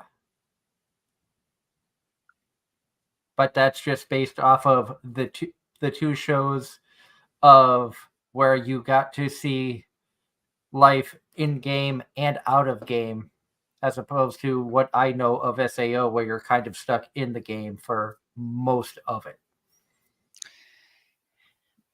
Granted, I've only seen like 6-7 episodes of it, but While it is mostly in game, they do go out of game in the later seasons. okay. I would put Recovery of an MMO Junkie as a possible watch for you. I enjoyed it. I thought it had a good storyline to it. It's got some romance in there. On the English side of things, I think it was one of Terry Doty's best roles. Really liked her work in that. But that's also just my interpretation. So put that as a possibility for you to check out, even like 1 episode or 2 episodes, to see if it's something that would draw your attention. It's not an isekai. It's very much a Bo Fury style game of somebody who just goes into the world, VR MMO world. It just so happens in her personal life, she gets to meet other people who play the game, who are also people that she plays the game with in the same world. They interact in game and then happen to interact out of game. What about, and you thought there was never a girl online? I enjoyed that, but I don't think that would be Angela's taste, if I'm being 100% honest. Now I'm talking about the worlds colliding. Oh, okay. Metagame, MMO Junkie, and the Bo Fury. Now that would be That would be interesting. Now, I will say, one show I did watch where that with a very similar premise to what you're describing. Actually, they did not do it well. I talked about this, I think, shortly after I finished it. Good Night World. Okay. No, in the game, they were one big they were a happy family. In reality, they were a very dysfunctional family, but nobody knew who everyone was in real life until something happened and one of them figured it out. And then it just went downhill. The show went downhill from there.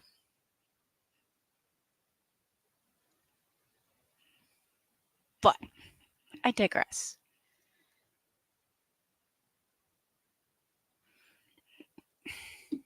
And I'm going to send you a link to the show that's like the Crunchyroll link for MMO Junkie, where you can just read the synopsis and see if it's something that you would give a shot. And another cool thing about it is the MMO Junkie that you're following is a female protagonist as opposed to a male. So I thought that was kind of a neat thing to it. That's a No, there's times when a lot comes, then that just there's way too much that looks interesting, and then it becomes priorities because there's only so much time. And then Yeah. on seasons like this where everything's mid, I swear I always go in with, well, I can go back and watch all the stuff that's on my watch list from I don't know how many seasons ago. And well, that hasn't happened yet. Because that watch list will never shrink. Exactly. Ross in the chat says, knowing Darren too well, probably DXD and Peter Grill. I haven't seen Peter Grill. I didn't like Peter Grill. In all honesty, I did not like it.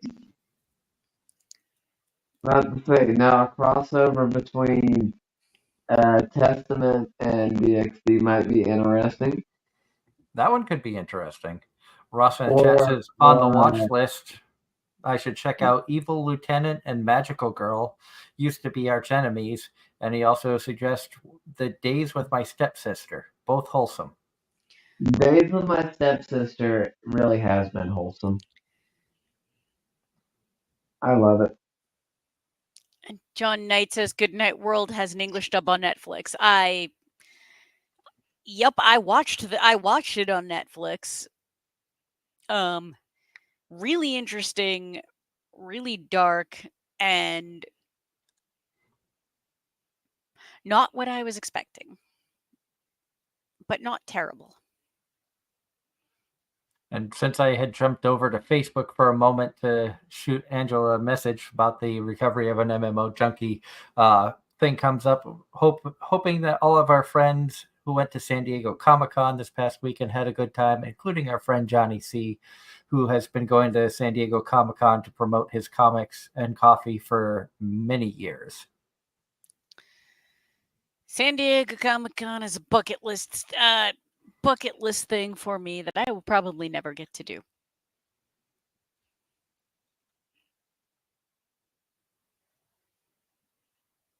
Because time and money.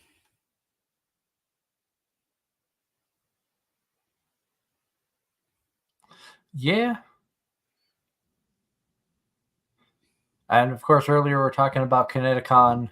I happened to scroll down a little bit, and our friend Julia Coelho, who had panels at Kineticon, was also cosplaying there. And I see one of her cosplaying photos. Yep.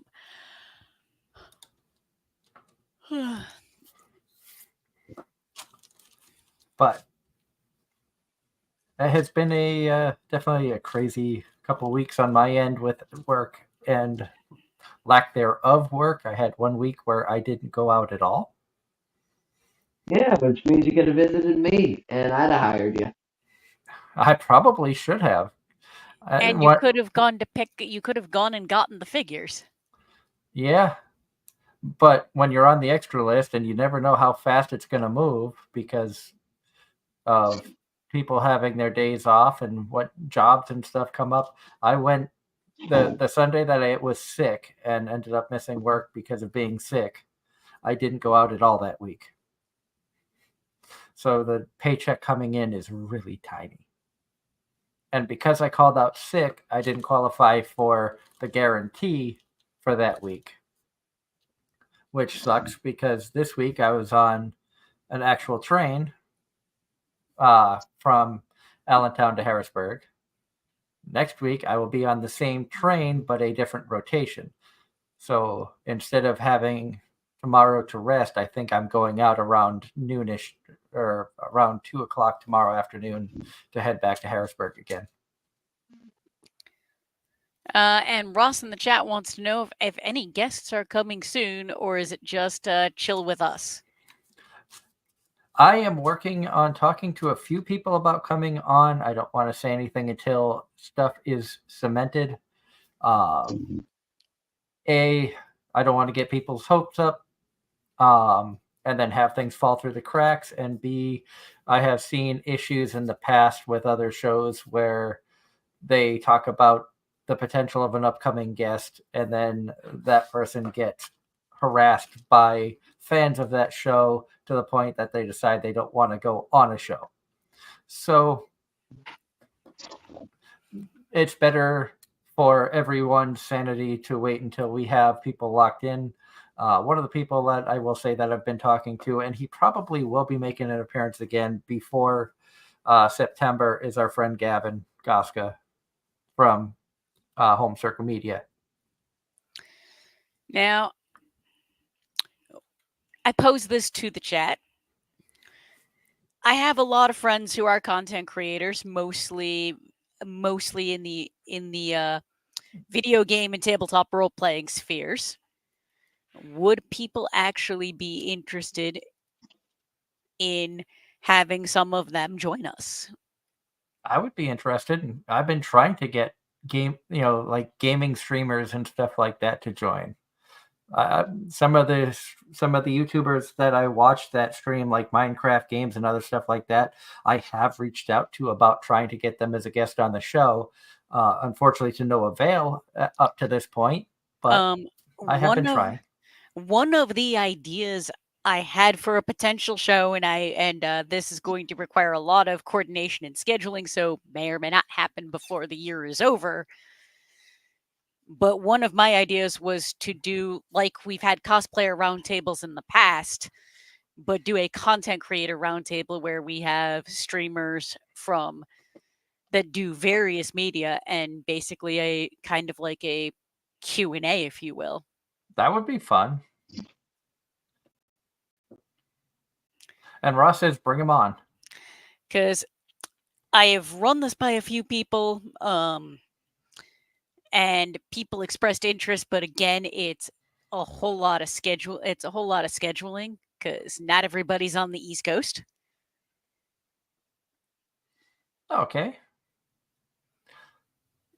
Also, side note, a little bit off topic. At some point this week, when I am not on a train, when I actually have a night home, I am planning on streaming, playing a game again. I believe I'm scheduled to go out tomorrow. Back Tuesday, would have Wednesday off, so maybe Wednesday night. I know typically Wednesdays are bad for you, Angela, if you don't know ahead of time. So I don't know if you're around this Wednesday or not. I'm not. Okay.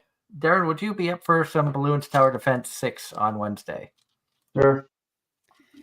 So as long as I have my schedule correct in my head. And provided my schedule plays out, because you know that I work till 8, 9 o'clock. Yep. I mean, I was also the other thing I might do at some point, if I actually get my ducks in a row, which not a guarantee, was to do kind of a kind of chill, kind of like a chill thing, and kind of do a travel related chat. And then Angela will reveal that she's secretly going to become a VTuber. I do not have the talent, nor the money, nor the technology for that.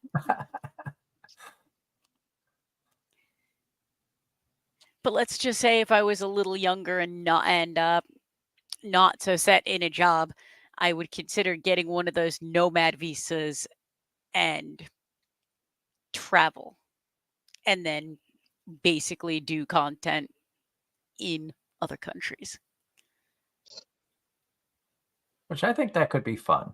I know that in the past we've had people on who've talked about their travels to Japan. Darren, your friend, had come on talking about his time in Japan. Plus, we've had Mario and Pop Girl, who have joined us from the UK, talking about their interests in the anime world out there. So I think getting other perspectives of anime and just other parts of the world wouldn't be a bad thing. I mean, that's something that I actually love experiencing the differences. Just like in France, we found in actual. A baguette? Yes, but no. The food in Paris was amazing, but no, more like just the what was popular in the displays versus what's popular in the displays here. Like an actual clothing store having anime collabs. Like in big name stores, not like we have here. Things of that nature. On the gaming side of things, Ross says also for Doug, there's a new Civilization game coming to the Switch. 6, I believe. I do have Civilization 6 on Steam, which I attempted to play, but that compared to the other Civilization games that I've played, this is so involved. It's something I feel like I want to take time to learn before I play it on a stream so that it's not complete and utter nonsense. I don't understand half of the stuff that I was seeing.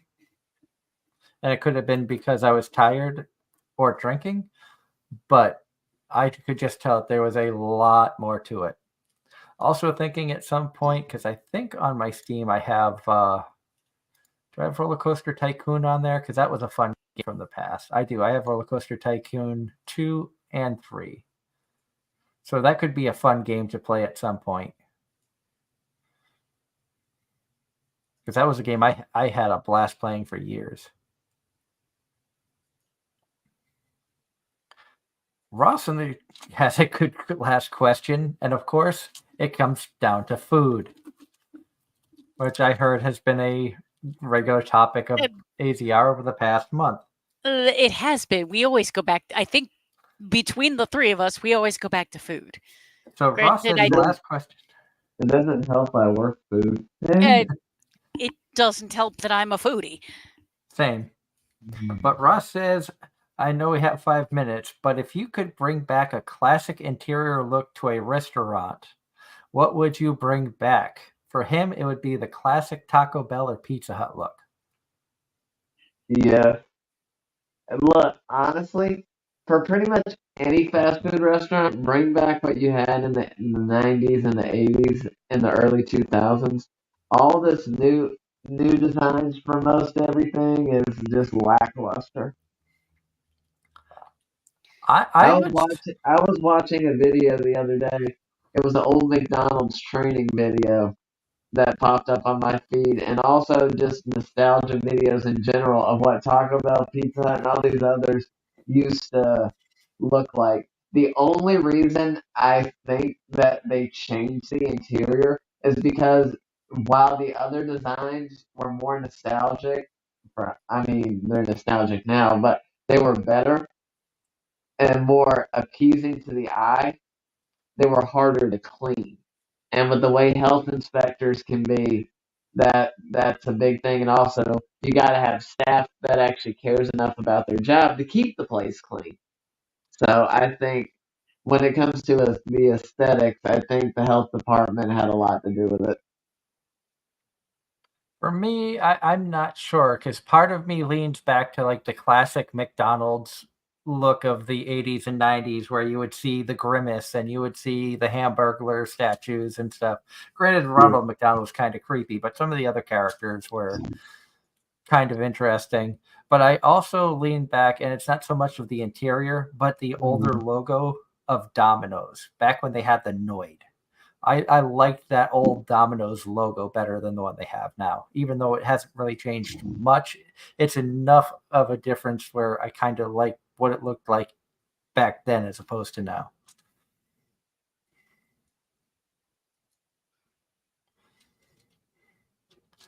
But on that note, or Angela, do you have one that you want to say? I don't know. I think nothing that hasn't already been brought up. I mean, places right now all look the same. Like Wow. the characters of the kids' meals back in the day, though those were very much late 80s 90s cartoon characters. That's what they were meant to be, and then they just kind of phase them out, much like the kind of in a very similar vein to the McDonald's characters that we saw that largely got phased out. Mm-hmm. But yeah, no, it's a everything looks so the same now. It's all very Meh. boring. But I can hear the clock going, so that signals it is 10 o'clock Which Eastern means here. it is bedtime. So I want to thank Angela and Darren for taking the reins tonight while I was away. Thank you to all of you awesome people in the chat who came in and hung out with us tonight. It was great to see Mario in there, Winry, Ross, John Knight, FCRR. I think I saw when I popped on, or you might have said something about that. Yeah, I saw them popping, talking about the cat ramen anime. Yes. But thank you to everybody for tuning in. Until next week. Next week, if my schedule is as I think it is, I will not be here next week. I will be on a train because Sunday, my schedule, I should be leaving Allentown at like 2:30 in the afternoon to head out, and going out to Harrisburg, it is almost guaranteed 12 hours. I won't get there until 2 o'clock in the morning. So I will not be here next week. So you'll have Angela and Darren taking the reins of who knows what kind of craziness Angela has in store. I know in a week's time she can plan something. You're giving me too much credit. In all seriousness, it will probably just be whatever I find 10 minutes before go live time. And then from there, or you can do like I do and reach out to one of your friends and be like, "Hey, we're doing a show. Do you want to just come on and chat with us about random crap?" oh, I might do that. Don't hesitate to do that. If you have somebody that you're thinking about bringing on, it's like, hey, I talked to a friend. They're interested in coming on just to chat about whatever. Bring them on. We love conversing with people, and we love learning about new people. I might do that. Granted, if I did that if the person I'm thinking of, it would be a lot of video games and probably some wrestling thrown in. Nothing wrong with that. We had wrestling thrown in with Ladybeard. Fair. I mean, we went to his concert and it was half wrestling, half singing. Yep. But that's a story for another day. Until next week with more Anime-Zing Radio, we thank everybody for tuning in. Thank you to our sponsors, Home Circle Media and Triple S Lawn Care. Until next week, I'm your host, Doug Engler. Again, a big thank you to Angela and Darren for joining us tonight. Thank you to all of the awesome viewers and listeners out there. Until next week, this has been Anime-Zing Radio right here on Facebook, YouTube, and Twitch.